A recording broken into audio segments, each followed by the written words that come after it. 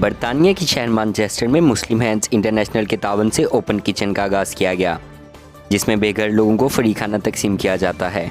آج open kitchen میں parliament برطانیہ کے ممبر اپوزیشن لیبر پارٹی کے ڈپٹی لیڈر افضل خان نے بھی شرکت کی۔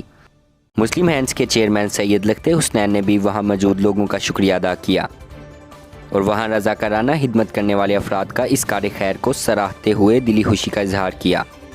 پارلیمنٹ ممبر افضل خان نے بھی مسلم ہینڈز، اردو گلوبل نیوز اور قادریہ جیلانیہ سینٹر کا خصوصی شکریہ ادا کرتے ہوئے کہا کہ اس علاقے میں بے گھر اور ڈیلی بیس پر کام کرنے والے افراد کے لیے فری کھانے کا انتظام کرنے کی اشد ضرورت تھی۔